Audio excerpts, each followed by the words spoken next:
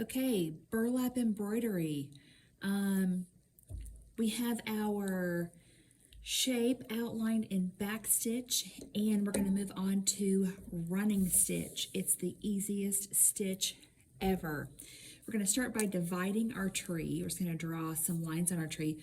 We're going to draw a line with our marker right across here to divide the trunk from the tree.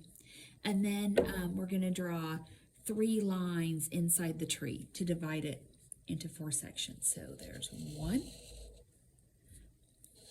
2, 3. And we'll do every other one with running stitch. So this section will be running stitch, and this section will be running stitch. That was the bell. So you'll need a piece of yarn, about an arm's length, not too much more than that, because it's just too hard to pull a long string through, and your tapestry needle, and we will thread the needle. Your tree can be green if you want it to be green, or it can be any color you want. I'm using this blue-green color. So my needle is threaded, and then on the long end, I'm going to tie my knot. So I'm making a loop, put the tail through the loop, and pull it, but not too tight. So I want to have a visible knot. Okay, running stitch, and this section is going to be running stitch, and this section is going to be running stitch. So I'm going to start on the back, as usual. Come up through the burlap and pull my yarn through till I feel the knot catch on the back, and then running stitch, you're going to go in the burlap, pull it through, and then back up to the surface. So you go straight down.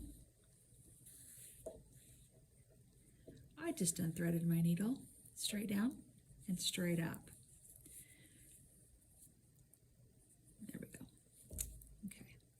Let me snip that extra black off. There we go.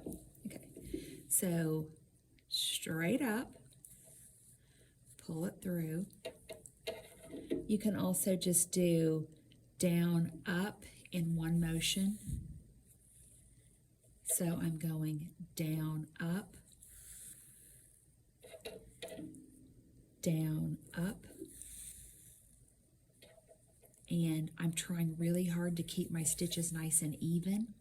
And when you pull your running stitch, don't pull it so your burlap starts to pucker up like that.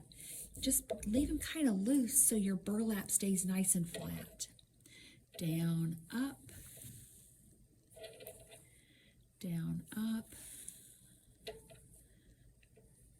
down, up.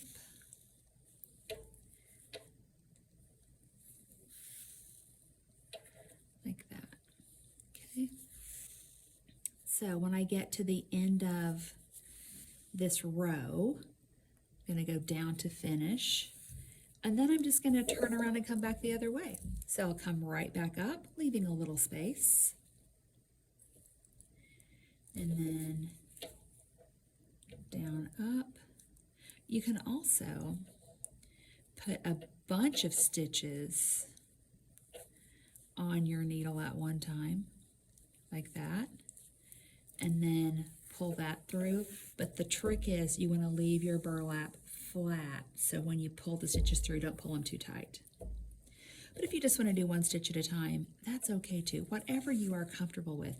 Again, we want our stitches to be small enough that a pencil can't fit under them.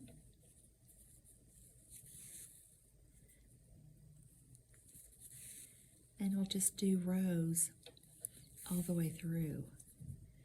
And then when I get done with this row, I will tie off my yarn and come up and stitch another section.